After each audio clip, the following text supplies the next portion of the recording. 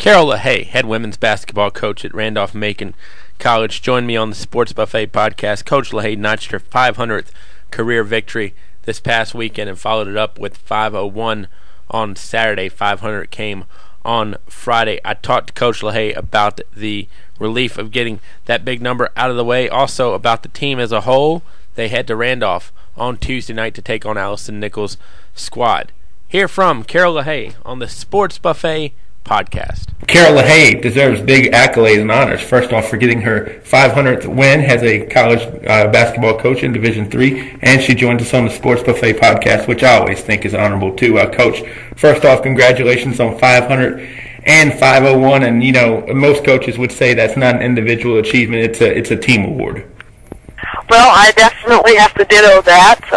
I have made the statement several times in the last weeks or so that there's absolutely no way that I would have accomplished this without the outstanding student-athletes that I have had the opportunity to coach and the ones that have been in the program, along with all the support that we've received from parents, fans, family members, and certainly Randolph-Macon College. Was it at all becoming a distraction in terms of waiting to get to that number? Well, I guess at the beginning of the season, we knew it was going to happen just by the mere fact that we would play 25 games. That surely, it was going to happen along the way. I can't say as it was a distraction in the beginning, but as we've struggled through the season, I think the players on our team begin to feel some of the pressure, and I really regret that. You did win the ODAC tournament, picked to win the ODAC last year, but kind of a slow start. What do you think is not maybe gone the way you guys want it to? Well, right now, we do have 4 seniors, and those 4 seniors are doing really well, and they've stepped up into some leadership roles and all of that. But trying to bring some of our underclassmen along has been a little bit longer than what we anticipated. So I think we're beginning to find ourselves and what everybody's capable of doing on the court each and every game, and hopefully that's going to change some things. But when you look at the leading scorers in the ODAC and you see a freshman and she belongs to you guys, that's not a bad thing with Sarah Parsons averaging 19 a game. Talk about her as a player. Yeah, no, that's not at all a bad thing.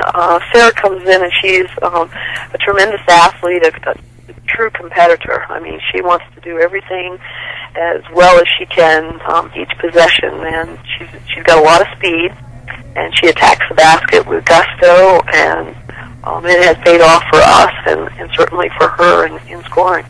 When you have such a balanced team and you have so many people that can score, I take it that's kind of a good problem to have, to where you don't have to really worry about where your points are coming from, because Maggie can get hot, Taylor can get hot, it can be Sarah, some of your post players. It seems like that's a good problem to have. That's always a good problem. I was always taught in my early years that if you have 1 scorer, you might do well. If you have 2 scorers, you might do a little bit better. But if you have 3 or more scorers, you could win a few more games and even a conference championship and beyond. Let's talk a little bit about the teams in the ODAC that you played so far. I'll mention them. You just give me a sentence or two on what stood out to you, what impresses you, whatever you like. And let's start first with a team you defeated this weekend, Hollins. Hollins is a much improved team. Coach Phelps has done an outstanding job of recruiting and bringing in some talented players. Their years are about to come. I know a team that lost a lot from last year in terms of personnel, Roanoke College. Roanoke has some young players as well, and I think they're really trying to find themselves. But with Nikki Motes back in the lineup, do not count them out. Virginia Wesleyan. Virginia Wesleyan is always a very aggressive and talented team, and they also have a couple of freshmen that are into the starting lineup or playing several minutes, and their aggressive play is going to give fits to all of us. I'll lump 2 teams into one. Well, actually, I'll start with Emory and Henry real quick. Emory and Henry has a new coach, a new system, and a lot of new players. So they're a team to be reckoned with in the future. Any surprise in what you've seen out of Guilford? Not at all. I think Guilford had the talent from last year, and they're beginning to get a little more confidence with each other and with what they're capable of doing. And I'm not at all surprised that if they're at the top. And two teams that can scare anybody on a given night, Lynchburg and WNL. Oh, goodness. Their records do not indicate how volatile they can be. Let's talk a little bit about, speaking of Lynchburg, a couple of Lynchburg kids you have on your squad, Lindsey Sharman and Christina Phelps. Both came out of high school highly regarded, and I know you're happy to have them on the team. Tell me what they do for you guys in terms of strengths. Lindsey plays behind Taylor Wazorek, so she might not be getting all the minutes that she might in another program, but she's learning each and every day, and she comes off the bench and gives us some good minutes and in the post, and she's just getting stronger every day, more confident with what she's capable of doing because she has to battle Taylor Wazorek every day. Christina, she is a very talented athlete who really doesn't quite know all that her body can do.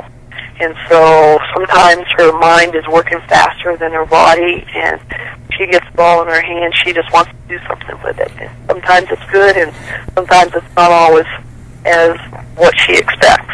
Before we talk about the week coming up real quick, last thing I want to touch on is last year when I saw you guys play in the ODAC tournament several times, one thing that impressed me was it seemed like you guys were always positive, always upbeat, never finger-pointing, anything like that within the team. How important is it for a team to have that chemistry to where, they do trust in one another and it's, regardless of if they don't like each other off the court, on the court, they're going to be one? Chemistry is the single most important ingredient for success, no matter what sport you're playing.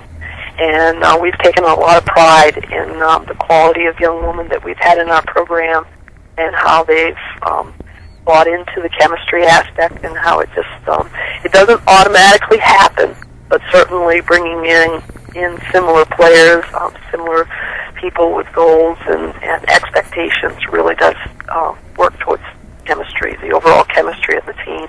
And I thank you very much for that compliment. I'll tell you, I don't know if that chemistry quote you just gave is on a T-shirt, but if not, I think we can make some money together.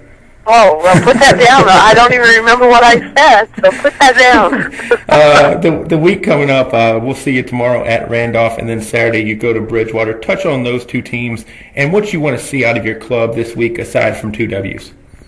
Well, we did have the 2 wins this past weekend, and that's the first time all season that we won 2 games in a row.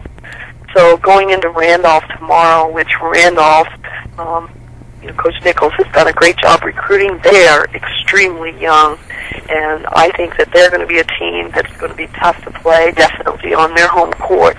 And we just hope that we can catch them when they haven't fully developed yet. So we're looking forward to tomorrow's game, but Randolph College is always a tough place to play. And then on Saturday, headed to Bridgewater. It's always tough whenever you're on the road, no matter what. But Bridgewater is also a tough place to play. They'll be fired up because currently, Bridgewater, Randolph Macon, and Roanoke, we've been in the top the last few years. Now some other teams are really rising to the occasion and doing extremely well. And we're in the bottom half of that group. So it will be a competitive game with Bridgewater and at Bridgewater. Coach, definitely appreciate your time. Look forward to seeing you at Randolph, and best of luck throughout the rest of the season. Thank you very much for having me.